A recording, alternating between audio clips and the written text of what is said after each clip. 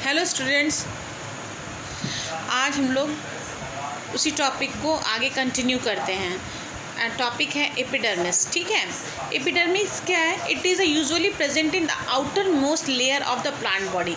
किसी भी plant body का सबसे आउटर मोस्ट जो लेयर होता है वो एपिडर्मिस कहलाता है। जैसे leaves, flower, stems of roots. Epidermis is one cell thick and is covered with cuticle. Epidermis क्या होता है? एक सेल थिक होता है और क्यूटिकल से कवर होता है। क्यूटिकल क्या है? It is a water proof waxy substance जो क्यूटीन से बना है, जिसको हम लोग क्यूटिकल कहते हैं।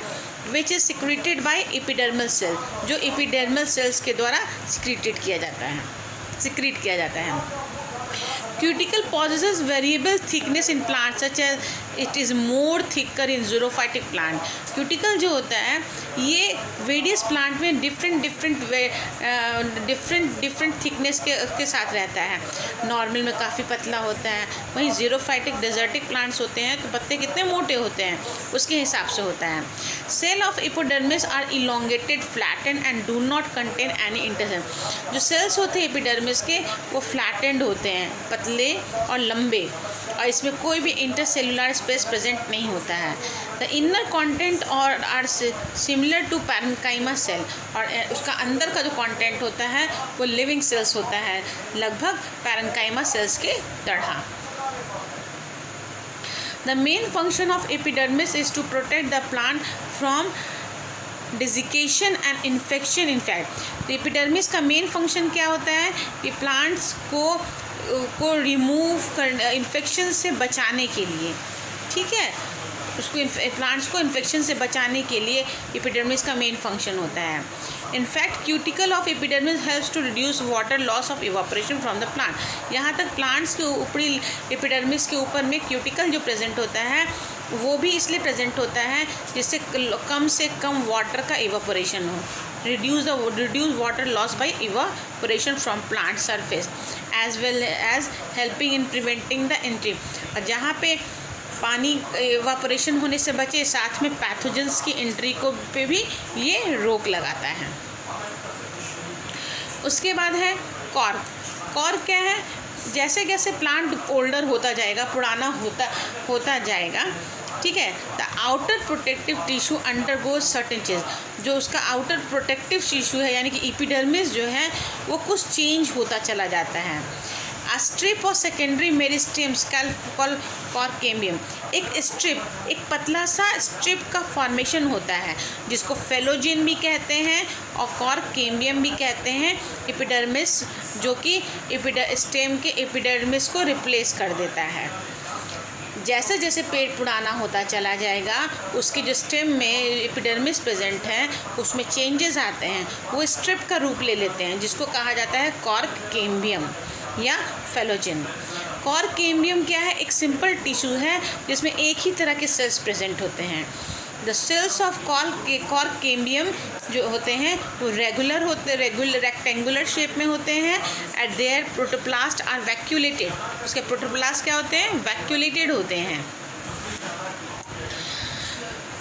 कॉर्केम्बियम भी एक तरह is also the source of protective layer of the bark.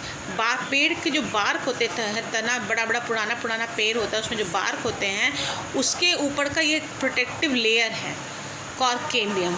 ठीक है, The cells of Corcambium are rectangular and their protoplast are vacuolated, contain tannin and chloroplast। जो सेल्स होते हैं कॉर्केम्बियम के वो रेक्टेंगुलर शेप के होते हैं और उसमें जो प्रोटोप्लास्ट जो होता है वो टैनिन और क्लोरोप्लास्ट प्रेजेंट होता है। Cork cambium gives off new cells on its both side. Cork cambium क्या करता है? डिवाइड करता है, क्योंकि वो एक स्ट्रिप रिबन जैसा स्ट्रक्चर है, तो जब वो डिवाइड करता है तो एक दोनों साइड से डिवाइड करता चला जाता है। ठीक है, दस forming cork on the outer side and the secondary cortex. तो जो बाहर की ओर डिवीज़न हुआ वो कहलाएगा सेकेंडरी कॉर्टेक्स यानी फेलोडर्म और सेकेंडरी कॉर्टेक्स।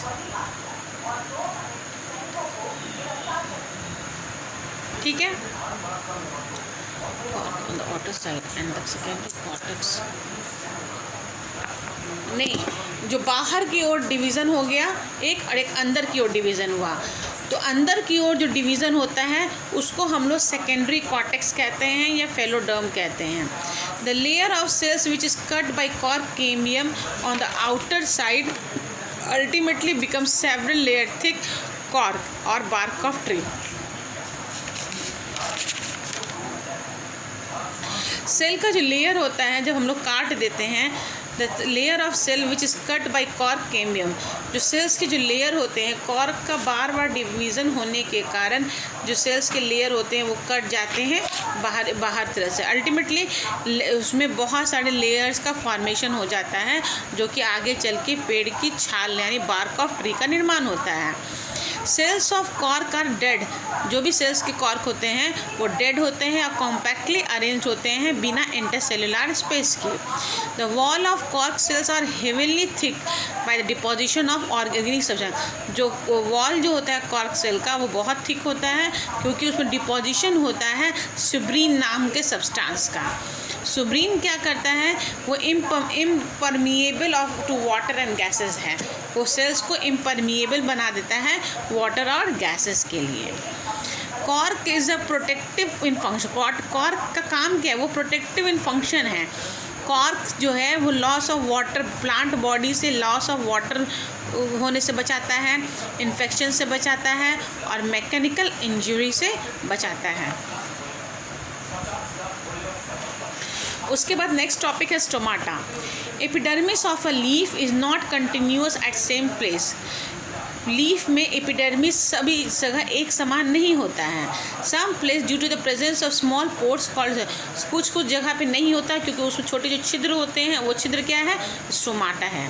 हर स्टोमाटा जो होता है वो स्पेशल एपिडर्मल, दो एपिडर्मल यानी किडनी शेप्ड एपिडर्मल सेल से घिरा होता है जिसको गार्ड सेल्स कहते हैं। तो concave side of these guard cells face is, जो कॉन्केव हिस्सा होता है, कॉन्केव एंड गड्ढे वाला हिस्सा, वो हमेशा वो स्टोमाटा की तरफ रहता है। Have space forming stomatal opening, क्यों, क्योंकि इसमें ये स्पेस बन रहा है स्टोमेटल ओपनिंग का, ये स्ट्रक्चर ओपनिंग हुआ। Guard cells are only epidermal cells which contain chloroplast, the rest में। गार्ड सेल्स जो होते हैं वो हमेशा क्लोरोप्लास्ट उसमें प्रेजेंट होता है, वो एपिडर्मल सेल्स होते हैं। द स्टोमा एक्वा, ठीक है, singular. The stoma allows gases exchanges to occur during photosynthesis. तो स्टोमाटा दोनों हुआ, स्टोमा एक्वा। स्टोमा क्या करता है, वो गैसेस एक्सचेंजेस के लिए रिस्पॉन्सिबल है ड्यूरिंग फोटोसिंथेसिस एंड रेस्पिरेशन के समय। ट्रांसपिरेशन भी उसमें होता है। Water vapour also scapes through stomata, और यहाँ तक फोटोसिंथेसिस करता है उसके थ्रू होता है, रेस्पिरेशन उसके थ्रू होता है, ट्रांसपिरेशन उसके थ्रू होता है, यहाँ तक कि वाटर वेपर का भी एक्सचेंजेस उसमें होता है। आज के लिए इतना। नेक्स्ट डे मैं पढ़ाऊँगी कॉम्प्लेक्स परमानेंट टिश्यू।